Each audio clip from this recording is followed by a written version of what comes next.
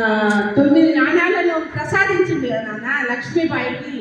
నా యొక్క ఉపాసన తత్వంలో 9 సంవత్సరాల తర్వాత నా యొక్క జన్మ రహస్యాన్ని కొంతమంది, ఎందుకంటే కలియుగం ఎండింగ్కి వచ్చింది కదా, గొప్ప గొప్ప వాళ్ళు ఒక్కొక్క దగ్గర ఇట్లా ఏమైపోయింది మనం ఉన్నారు, వాళ్ళు మనస వాచ కర్మన సేవ చేస్తున్నారు. దేన్ని ముందుగా పెట్టుకొని, భగవంతుని బాబాను గురువుగా ముందుగా పెట్టుకొని ఎన్నో సేవలు చేస్తున్నారు. కాబట్టి ఆ విధంగా నేను నమ్మి ఆ వ్యక్తి లోపలికి వచ్చినప్పుడు ఛాయ్ తాగి కింద పెట్టింది. ఉన్నవా ఇప్పుడు ఆయన ఎంగిలి ఛాయ్ తాగు అన్నాడు బాబా. ఆయన చూసి ఎట్లున్నాడు తెలుసా, చాలా అంగవికారంగా ఉన్నాడు నాన్న.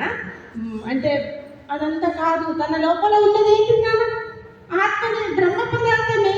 కాబట్టి బాబా ఏం చెప్తున్నాడు, లోపల వచ్చింది నేనేనే, నా ఎంగిలి దాగు, ఇంకా జ్ఞానము, ఇంకా శక్తులు, ఇంకా నీకు అనేక 10 మందికి చెప్పేటటువంటి శక్తిని, జ్ఞానాన్ని ఇవ్వగలుగుతా, తాగు అంటే సరే బాబా. చిన్నప్పటి నుంచి కూడా నాకు అదే గుణం, ఇబ్బంది కించపరచద్దు, అందరూ మనమే, ఏం గొప్ప లేదు, అందరం ఒకటే.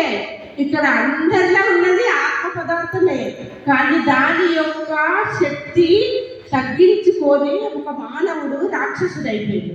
మళ్ళీ ఆ రాక్షసుడు కాస్త మానవుడు కావాలి, మానవుడు కాస్త దేవుడు కావాలి, ఇప్పుడు దైవత్వం కావాలి.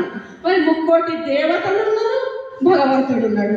భగవంతుడి పిల్లలే కదా 3 దేవతలు అనేవాళ్ళు. ఆ ఎంగిలి ఛాయ్ లాస్ట్ తాగి వదిలేసిన ఛాయ్ని తీసుకొని ఏం చేసిందన్న, తాగండి కదా. మరి గురువు పెట్టిన పరీక్షలు, గదొక పరీక్ష కాదు నాకు, నా పరీక్షలు చూస్తే ఇంకా అయినా కూడా వేరే వాళ్ళు అయితే ఎప్పుడో వదిలేసేసి అడ్జస్తుంది.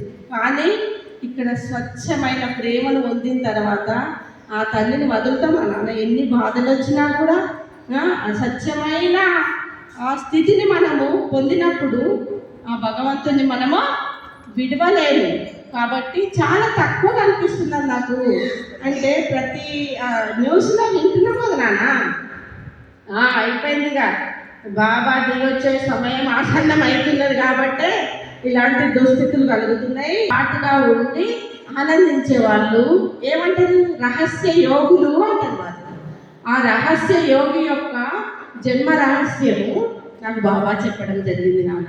ఒక 9-10 మంది యొక్క జన్మ రహస్యాన్ని 17 సంవత్సరాలలో బాబా ఉపాసనలా చెప్పడం జరిగింది. అందులో సాయిరామ్ అన్నయ్య ఉన్నారు కదా, ఇప్పుడు ఆయన బాబా కాలంలో దాదాసాహెబ్ దీక్షిత్ అప్పుడు స్వచ్ఛమైన బ్రాహ్మణుడు. ఒక్కసారి నమ్మిందంటే దేహం వదిలేదాకా కూడా తనని వదలనటువంటి శక్తివంతుడు నా కొడుకు. ఒక్కసారి చెప్పి, అంటే నాకు కూడా 9-10 సంవత్సరాల తర్వాత నా జన్మ రహస్యం అంటే కొంతమంది ఉన్నాయి నాన్న. మా ఇంట్లో బాబా వచ్చిందంటే నా భర్తది, నాది ఒక జన్మ రహస్యం ఉన్నది, మా నాన్నది ఉన్నది. అంటే అది కొన్ని ఉంటాయి ఆ ఇంట్లో. అంత వచ్చింది ఒక గురువు అంటే వెనుకట కొన్ని ఉంటాయండి. అయితే అలాగే మన సాయినాథ్ అన్నయ్య యొక్క ఏం చెప్పండి నాకు జన్మ రహస్యాన్ని అంటే, దాదా సాహెబ్ దీక్షిత్ స్వచ్ఛమైన బ్రాహ్మణుడట, బాబా సేవకు అంకితమైన వాడట.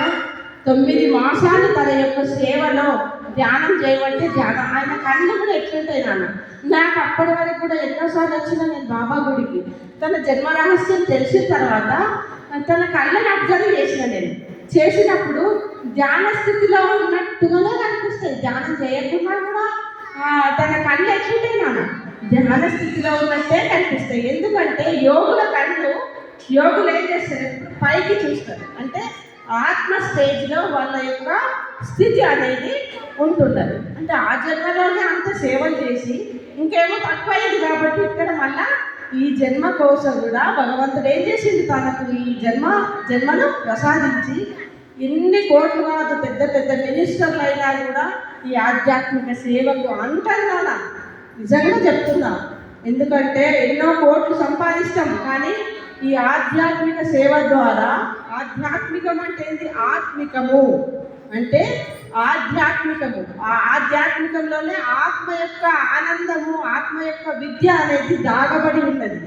బాబా దాన్ని వివరించి నాకు చెప్పడం జరిగింది. కాబట్టి ఆ అన్నయ్య చాలా గొప్ప వ్యక్తి అని తన మీద నాకు ఒక గురువారం రోజు బాబా రాయించడం జరిగింది. దాని యొక్క ఒక అద్భుతమైన విషయాన్ని మీ ముందు ఒక్కసారి చదువుతాను, విని ఆనందించండి. అలాగా మనం కూడా తయారు కావాలని అనుకోవాలి. తప్పకుండా ఆ సేవను అనుసరించిన వాళ్ళు అదే స్థితికి పోతారు. సజ్జన సాంగత్యం దుర్జన సాంగత్యం.